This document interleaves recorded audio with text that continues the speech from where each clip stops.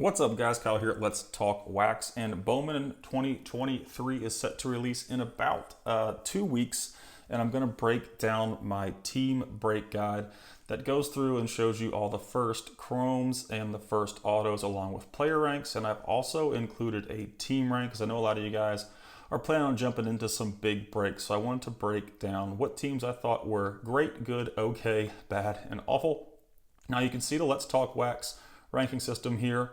And each prospect has a Let's Talk Wax rank, and you can just apply that to the numbers over here. You can see some prospects have a first auto only, like Yadiel Sanchez has a first auto only and no first chrome. And other players like Kennedy Corona have a first chrome and no first auto. But I ranked every player with a first chrome or a first chrome auto on this checklist, and I kind of gathered the team data to see what teams I thought would be pretty good picks for your breaks. So we're going to start off with the Angels. The Angels are just okay for me. They have Randy De Jesus with a first auto and a first chrome. He's a 1.5, probably the best draw with that team. Astros are not very good. They've got one first auto, Ryan Clifford, and he's a 4 on the Let's Talk Wax rank. The A's are another bad team that I really wouldn't want to pool. They have the Shea Langoliers notable rookie card auto, but Colby Thomas is the only auto. And I didn't rank him just because he didn't have a big enough sample size. And I do have Zach Galoff as a 2.5, but he is a first chrome only. The Blue Jays are next. They are a rank of okay. And Manuel Bonilla is one of the top international prospects signed last year, but there wasn't a very big sample size with him, so I gave him a 3. And it's kind of hard to judge what he'll be until after the 2023 year. Gabriel Martinez is ranked at a 2, and that's the only big pulls out of that team, with Gabriel Moreno is still going to be a Blue Jay in this release, at least on the checklist he is, even though he's with the Diamondbacks now. But if you guys want to take a snapshot of this little ranking system over here, go ahead and do that now, and you can reference it later. But we're going to go back to the Braves, who are a bad team. Amburius Tavares is their only player with a 3.5. Now I do have the Michael Harris rookie card auto there, but he's not really going to cover a lot of ground for the lack of prospect cards that they have with the Braves. Now the Brewers are okay for me. They've got Jay Savina auto. He's a 3.5, and a Matthew Wood auto, who is a 4. And the rest of these guys are all 3.5s in the first chrome range. The Cardinals are pretty flat out awful. They only have one auto, and it's Samil De La Rosa. He's a 3.5, and Nolan Gorman, notable rookie card autos. I'm getting those confused. Now, the notable rookie card autos, these are not first autos. They're going to have the rookie card emblem on them in the release, and they'll be different from all the prospect autos. They'll have cards that are similar to the base vets. The Cubs, for me, are great. They've got Matt Mervis, who's the highest ranked player on my list at number 1, and they've also got Pedro Ramirez with first chromes and first autos. So 2 big guys there, and even 3s, have some decent upside. So Jefferson Rojas, you can throw him on there too. So they've got 3 guys with pretty good upside, and they each have a first auto and a first chrome with the Cubs. Now the D-backs are a little different. They have probably the big chase card of this release, Drew Jones. He's a 1.5 for me. And the reason he's ranked so low, and Mervis has a 1, and people were saying, oh, you've got Drew Jones way too low. There's just no sample size due to the injury. We haven't really seen what he's capable of doing, even over a small sample size in the minor leagues. So he ranked a 1.5 until I can get some more data on him. But they've also got Davison De Los Santos and Ruben Santana first chromes, and those are 2 bigger bats, especially De Los Santos. Even though he doesn't have an auto, the first chrome will still be pretty desirable, I think, for the D-backs. Now, one of the best teams, I think, on this list, probably my favorite draw, and it could be a decent buy-in because there's some pretty, sleeper-ish prospects on here. Joshua DePaula is a 1.5. He's got a first auto and a first chrome. Marchandrick Martinez has a first chrome and first auto, and he's a 2 for me. And Damon Keith is also another higher ranked player with a first auto. So they've got 3 guys on here with pretty solid rankings in the auto department. And there's no really big chase unless Joshua DePaula, takes off with the hobby hype. But I don't think the Dodgers are going to be very expensive in many breaks. Next, we have the Giants that are okay because Vaughn Brown's really the only chase you're going to have with the Giants. And he's got no first chrome, so you're going to have to get pretty lucky and pull an auto. But I did give the Giants a rank of okay, just because Vaughn Brown is ranked so high for me on Let's Talk Wax ranking scale at 1.5. Now the Guardians are okay as well. They got 4 autos, which is what kind of padded their stats in this. None of them are really exceptional. Juan Brito is definitely the standout of the group in the Guardians, and the other guys are kind of, MLB average player rankings. Ganao, I did see on Twitter a picture of his blue autos that were scattered across his bed and just boxes on top of them. So if you pull an Angel Ganao blue auto, be sure to let me know in the comments what the condition is, because I saw some pretty horrid pictures of the cards that he did sign. Next, we've got the Mariners, who I think are a great draw as well and could be a cheaper buy-in because, like I said, they've got some more lesser-known names unless you really dig into some stats. Michael Arroyo is a 2.5 for me. Lazaro Montes is a 2, and Gabriel Gonzalez is a 2.5. So some pretty high Let's Talk ranking players in the Mariners team.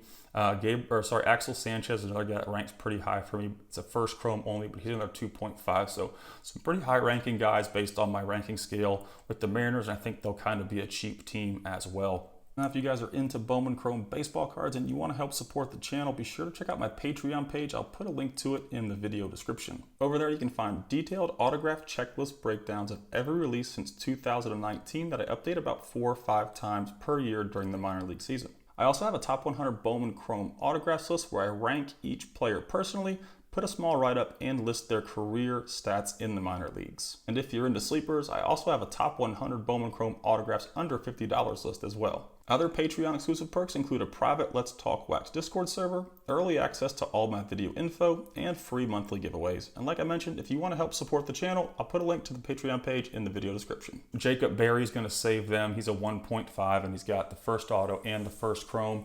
So Jacob Berry is basically carrying the weight there. Anthony Peguero is a rank of 3, but he doesn't have a first auto, so it doesn't add a lot of beef to the Marlins draw. The Mets I put as good. They could have been okay, but Beatty and Alvarez kind of saved them as well. And also, I missed Alexander Ramirez on all my breakdown stuff. He's going to have I guess you would call it a non-first auto. His first chromes were back in 2021 Bowman Chrome, but a really good player for the Mets, an outfielder. He's a rank of 1.5. So Alexander Ramirez, Beatty, and Francisco Alvarez kind of carry the torch for the Mets, but these two are also only rookie card autos. They're going to have the rookie card emblem on them. Now, as far as the Nationals go, I hope you like base veterans because that's probably all you're going to pull with them. They are awful. The Orioles are okay, and they are supported just by the rookie card autos. They got Adley, Gunnar, and Kyle Stowers all in that release. Braylon Tavares got an auto, but he's only a 3, and the rest of the guys are pretty, just meh for me. The Padres I put as bad. They've got 3 autos and none of them are a higher rank than 3. So those are all below or average big leaguer to below average big leaguer rankings. The Phillies for me are really good, but I think they could be a bit expensive because of Justin Crawford.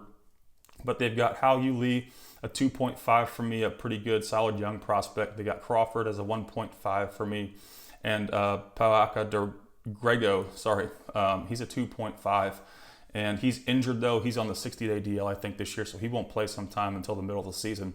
But the Phillies are a pretty good draw. The only problem is they kind of have a very small fan base, and their resale on that team isn't great, kind of like the D-backs situation.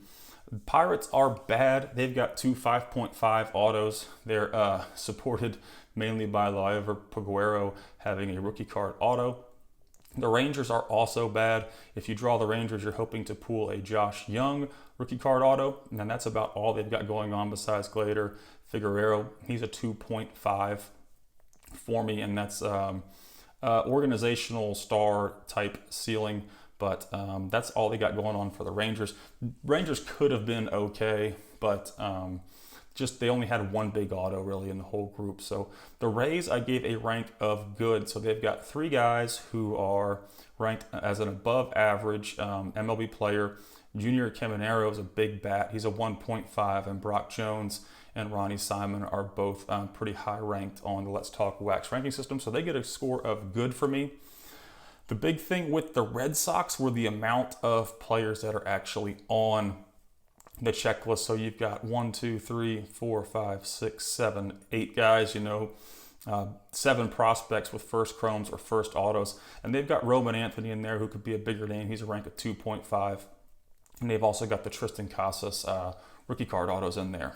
I really like the Reds, but I think they're going to be kind of expensive because of Cam Collier.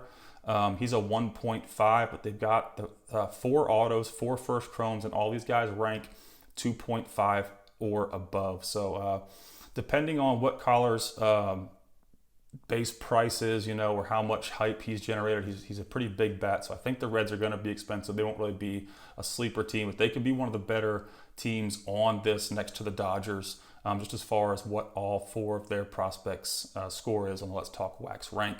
The Rockies are awful, except for Ezequiel Tovar, who has a rookie card auto.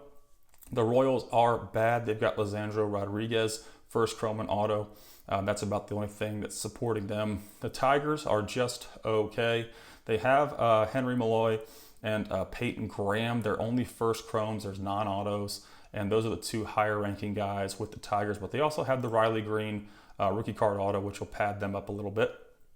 The Twins are decent. Eduardo Julien just got called up to the big leagues, so they may, the prices and the hype around the Twins may increase a little bit. But besides Julien, that's really the only player they have going for them with the Twins. The White Sox are awful. They've got nothing going on. And the Yankees are just okay. Spencer Jones, I have him ranked as a 2. He's another big bat.